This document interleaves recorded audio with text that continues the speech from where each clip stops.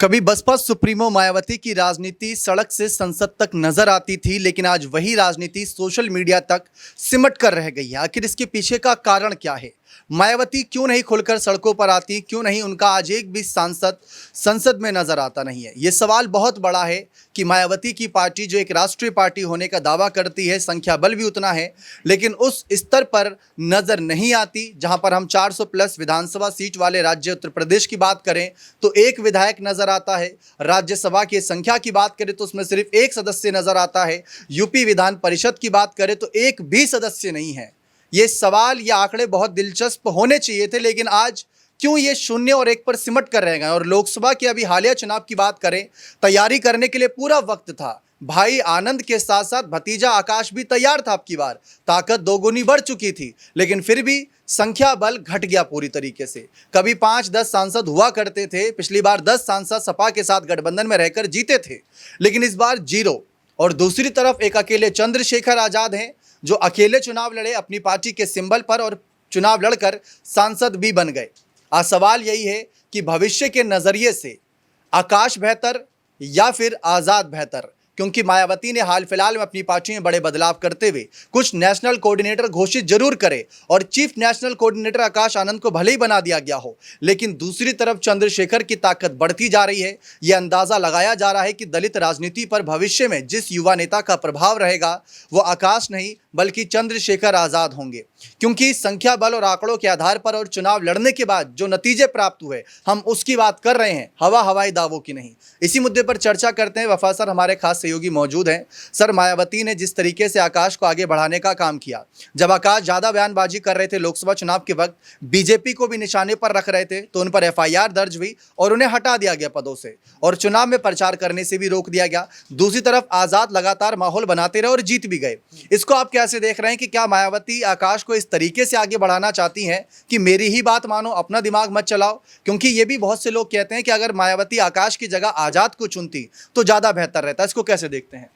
देखिए दीपक भाई, अगर इसमें बात करें हम दलितों की राजनीति की, आपने बात की है, दलितों की राजनीति में मायावती एक सबसे बड़ा चेहरा देखी जाती हैं और उन्होंने 4-4 बार जो है वो राज्य की कमान संभाली है, सबसे बड़े राज्य की कमान संभाली है। लेकिन जिस तरह से आपने बताया बिल्कुल कि आज उनकी हालत बद से बदतर हो चुकी है। उनके पास मात्र एक विधायक है, कोई सांसद नहीं है, लोकसभा सांसद नहीं है, विधान परिषद में कोई सदस्य नहीं है, और एक राज्यसभा सांसद जरूर है, वो भी उस समय का है जब उनके पास 10 सांसद हुआ करते थे। उनकी वोटिंग के जरिए से जब वो गठबंधन में थी तब वो चुना गया था। अब दोबारा चुनाव होंगे तो वो भी नहीं आएगा, क्योंकि वो भी विधायक और सांसद ही चुन करके भेजते हैं। तो इस तरह से अगर कहें तो एक बिल्कुल हाशिए पर मायावती की पार्टी पहुंच चुकी है। और बिल्कुल सही सवाल आपने किया है। बहुत महत्वपूर्ण सवाल यह है कि आने वाले समय में मायावती के बाद में आखिर दलितों का चेहरा कौन होगा? क्या चंद्रशेखर आजाद वो चेहरा होंगे या फिर आकाश आनंद वो चेहरा होंगे? देखिए, आकाश आनंद को कई बार यहां पर प्रोजेक्ट करने की कोशिश की गई, बड़ी बड़ी जिम्मेदारियां उनको दी गई, लेकिन यह बात भी आपको कबूलनी पड़ेगी कि आकाश आनंद उन जिम्मेदारियों को संभाल नहीं पाए और एक बार फिर से उन्हें रीलॉन्च किया गया है और अभी तक भी मुझे नहीं लगता कि उन्होंने कुछ करके दिखाया है। और क्योंकि अब बिहार चुनाव है, बिहार चुनाव में भी पूरे दमखम के साथ में मायावती ने अपनी ताकत झोंक दी है, क्योंकि बिहार में भी दलितों का अच्छा खासा वोट बैंक है। हालांकि वहां पर दलित की अलग अलग पार्टियां भी हैं, चिराग पासवान दलितों का वोट बैंक सबसे ज्यादा वहां पर लेते हैं और भी पार्टियां हैं, लेकिन मायावती की नजर वहां पर पहुंच गई है। और ये एक तरीके से एक टेस्ट है, ये टेस्ट है आकाश आनंद का। मायावती को पता है कि वहां पर जीतने वाले नहीं है, बहुत ज्यादा सीटें नहीं आएंगी, लेकिन वो जो परसेंट है उसमें कुछ इजाफा आकाश आनंद करवा पाएंगे या नहीं करवा पाएंगे, या किस तरह से उनकी रणनीति रहती है, ये एक टेस्ट है उनका। और अगर इसमें वो विफल हो जाते हैं तो मुझे नहीं लगता कि आने वाले समय में मायावती भी उनको कोई जिम्मेदारी जो है वो सौंपेंगे। क्योंकि देखिए, काफी समय से देखते हैं हम, आकाश आनंद को जिम्मेदारी दी जाती है, वापस ले ली जाती है। ये कई बार हो गया, 3-4 बार ऐसी प्रक्रिया जो है वो देखी गई है। तो इसका मतलब साफ साफ सा मतलब है कि जब वो जिम्मेदारी संभाल नहीं पाते तो उनसे वापस ले ली जाती है। तो ऐसे में बात है अब चंद्रशेखर आजाद की, कि चंद्रशेखर आजाद क्या मायावती के बाद में सबसे बड़े नेता हैं, और क्या चंद्रशेखर आजाद की पार्टी का विलय जो है वो बसपा में हो जाएगा? क्योंकि देखिए, इसमें आजाद तो हैं, हर तरीके से तैयार हैं, वो हमेशा मायावती को अपनी बहन कहते हैं, बहन जी कहकर जो है संबोधित करते हैं, और वो जाने के लिए तैयार भी हैं। उन्होंने तो कई बार इच्छा जताई, लेकिन मायावती ने उन पर कोई भी चुप्पी नहीं तोड़ी है, उन पर कोई भी खुलकर बयान नहीं दिया है। शायद वो मतलब उनकी पार्टी में पहले ज्वाइन नहीं हुए, उन्होंने अपना अलग संगठन बनाया, अलग पार्टी बनाई, शायद इसलिए भी ये मतभेद हो सकते हैं। लेकिन आने वाले समय में अगर चंद्रशेखर आजाद सब कुछ ठीक रहता, क्योंकि मैं सब कुछ ठीक क्यों बोल रहा हूं, क्योंकि चंद्रशेखर आजाद इन सब आरोपों में घिरे हुए हैं और एक अगर छवि आपकी धूमिल हो जाती है तो उस नेता को कोई भी कबूलना नहीं चाहता है। तो मुझे ऐसा नहीं लगता कि दागदार चंद्रशेखर आजाद को मायावती जो है आगे बढ़ाएंगे या उन पर भरोसा करेंगे, लेकिन हाँ, अगर उनके दाग मिट जाते हैं और वो पहले की तरह जो है आगे जाके अच्छा काम करते हैं और उन पर जो आरोप लगाए हैं वो झूठे साबित हो जाते हैं, तो आने वाले भविष्य में ये देखा जा सकता है कि मायावती चंद्रशेखर आजाद पर भरोसा जताएं।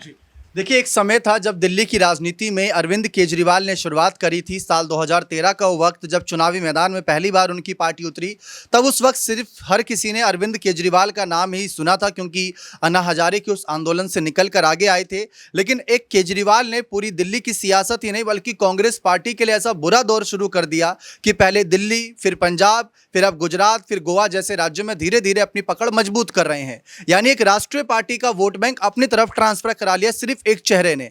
ठीक उसी तरीके से आज चंद्रशेखर की चर्चा हो रही है कि चंद्रशेखर भी अकेले हैं, लेकिन मायावती की वोट बैंक की अगर हम बात करें, पूरे भारत देश में ये पार्टी है, राष्ट्रीय स्तर पर ये पार्टी है। अगर हम 2019 या 2014 या उससे पहले 2009 या 2004 के चुनावी नतीजे देखें तो मायावती की बीएसपी पार्टी नंबर 3, नंबर 4 पर, पूरे देश में नंबर 3, नंबर 4 पर रहा करती है। 4%, 5% वोट बैंक इनका बनता था, लेकिन इस बार काफी घट गया है, 2-3% पर आ गया है। लेकिन अब माना जा रहा है कि जो वोट परसेंटेज बीजेपी और सपा में गया, वही वोट बैंक को अपने साथ लाने का काम चंद्रशेखर करेंगे। अब ऐसे में चंद्रशेखर क्या सचमुच वो काबिले तारीफ नेता लगते हैं कि वो कर पाएंगे ये सब?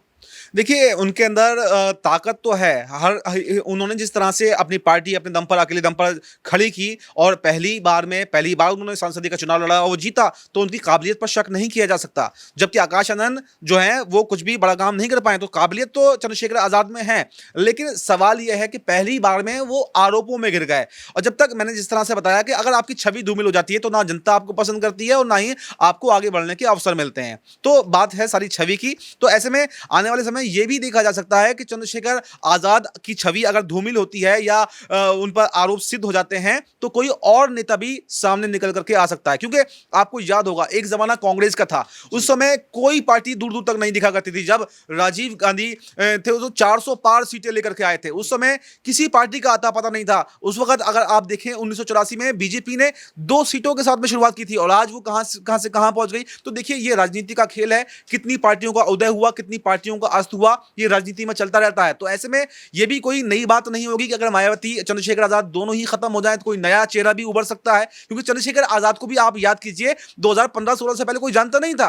15-16 के बाद में ही उनको जाना, और 19 से खासतौर से वो एक्टिव हुए जब CAA NRC के आंदोलन चल रहे थे, मुसलमानों के समर्थन में आए, तभी से उनकी पकड़ बनी। तो 5-7 साल का पूरा खेल है, तो 5-7 साल में कोई और नेता भी उभर सकता है। इसलिए ये देखिए, ये वो संभावनाओं का खेल होता है, और जनता कब किसे जमीन से उठाकर आसमान पर पहुंचा दे, कब किसी आसमान से उठाकर जमीन पर पटक दे, ये कुछ कहना आसान नहीं। जिस तरह से आपने अरविंद केजरीवाल की बात की, अरविंद केजरीवाल ने भी एक करिश्मा दिल्ली की राजनीति में किया। पहली बार पार्टी बनाई, 2013 में 28 सीटें जीती, फिर 15 में दोबारा उपचुनाव हुए, इस्तीफा दे दिया, फिर उन्होंने 67 सीटें जीती, ऐतिहासिक बहुमत दिल्ली के अंदर हासिल किया, और किस तरह से एक के बाद एक, दिल्ली के बाद में पंजाब के बाद में गोवा में पहुंचे, गुजरात में उपचुनाव में अच्छा प्रदर्शन रहा। तो उन्होंने भी एक अच्छा वजूद हासिल किया। ये भी रहेगा कि वही केजरीवाल के बाद में कांग्रेस नेताओं को साथ लेना पड़ा, लोकसभा चुनाव में इस बार गठबंधन भी हुआ।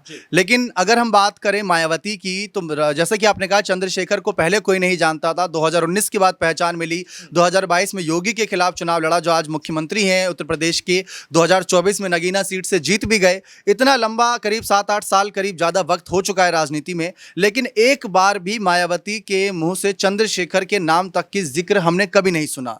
क्या कारण है? ऐसा क्या लगता है कि चंद्रशेखर में ऐसी कौन सी बुराई है या कौन सी अच्छाई है, या चंद्रशेखर मायावती के लिए मायने नहीं रखते? ऐसा अभी तक नाम क्यों नहीं सुना उनके मुंह से? देखिए, इसमें राजनीतिक मतभेद हो सकते हैं, क्योंकि चंद्रशेखर आजाद ने बसपा को ज्वाइन नहीं किया, बल्कि अपनी नई पार्टी बनाई। अगर चंद्रशेखर आजाद को मायावती से इतनी ही ज्यादा सहानुभूति थी तो मायावती से जाकर मिले होते, उनकी पार्टी में शामिल हुए होते। चंद्रशेखर ने अपनी अलग पहचान बनाई, और कहीं ना कहीं मायावती को खतरा महसूस हुआ चंद्रशेखर आजाद से, क्योंकि दोनों दलितों की राजनीति करते हैं, चंद्रशेखर आजाद भी, मायावती भी। तो ऐसे में दलित वोट बैंक का बंटवारा होने का खतरा शायद मायावती को महसूस हुआ होगा और वो अपनी राजनीतिक विरासत जो है अपने भाई अपने भतीजे को सौंपना चाहती हैं। तो ये राजनीतिक मतभेद हो सकते हैं, क्योंकि चंद्रशेखर आजाद ने भी चालाकी से काम लिया, अपनी पार्टी बनाई। अगर वो चाहते तो मायावती की पार्टी में शामिल होते। तो ये राजनीतिक मतभेद मेरे हिसाब से हो सकते हैं, लेकिन इसलिए मुझे लगता है कि मायावती ने चुप्पी नहीं तोड़ी ताकि वो बराबर के हिस्सेदारी में ना जाएं। लेकिन चंद्रशेखर आजाद जिस तरह से दिलचस्पी दिखा रहे हैं, उन्होंने भी कभी ये नहीं कहा कि मायावती बुरी है या ये वो है। उन्होंने गठबंधन करने की जो है वो ऑप्शन रखा। अगर वो ज्वाइन करने का ऑप्शन रखे होते तो शायद मायावती ने उसको कबूल लिया होता। जी, लेकिन एक सवाल ये भी रहेगा वफा सर, एक आखिरी सवाल, कि मायावती ने कांशीराम जी की विचारधारा को भी तो तोड़ा है, जो परिवारवाद बढ़ाया है पार्टी में, नात रिश्तेदार को बढ़ावा दे रही है। कांशीराम जी ने साफ कहा था कि कभी ऐसा नहीं करेंगे, और मायावती 20, 25, 30 साल से ज्यादा वक्त बीएसपी के प्रमुख पदों पर रहते होते हुए कहीं देखा गया हमें, लेकिन अभी तक पार्टी में नंबर 2 की नेता की तलाश पूरी नहीं हो रही। मायावती ने अपने रहते किसी और को आगे बढ़ने क्यों नहीं दिया? देखिए, बहुत महत्वपूर्ण सवाल आपने किया है, लेकिन देखिए ये राजनीति ये कुर्सी का खेल है। यहाँ पर विचारधारा पीछे रह जाती हैं। अक्सर देखा गया है जहां पर कुर्सी का चक्कर पड़ता है, विचारधाराएं पीछे रह जाती हैं। यही खेल मोदी जी के साथ में भी चल रहा है। जो 2014 में ये नया रूल बनाया गया था बीजेपी संघ ने कि 75 साल के बाद में कुर्सी पर कोई नहीं बैठेगा, मुरली मनोहर जोशी को, लाल कृष्ण आडवाणी को साइडलाइन किया गया था, वही मोदी जी अब कुर्सी छोड़ने का नाम नहीं ले रहे हैं। तो ये कुर्सी का खेल है। जो नीतीश कुमार ये कहते थे, जो परिवारवाद के, वो भी खिलाफ थे, आज अपने बेटे की एंट्री कराने पर तुले हुए हैं। तो वही खेल यहाँ पर मायावती का है। बिल्कुल आपने ठीक कहा, और शायद यही वजह है कि मायावती को इसका नुकसान उठाना पड़ा है, और मायावती के जो शून्य पर सिमट करके रह गई हैं, उसका शायद ये वजह हो सकती है कि उन्होंने अपने से ज्यादा पार्टी के अंदर किसी को तरजीह नहीं दी, किसी को तवज्जो नहीं दी, और शायद इसलिए आज उनका ये हाल हुआ है। तो ये राजनीति है, कब क्या नया समीकरण बन जाए, बिगड़ जाए, कहना बहुत मुश्किल है। देखते हैं बाद में मायावती और चंद्रशेखर और आकाश को लेकर दलितों का रुख क्या रहता है, किसके समर्थन में, किसके झुकाव में जाते हैं, देखना दिलचस्प रहेगा। बने रहें चैनल के साथ। बहुत बहुत शुक्रिया।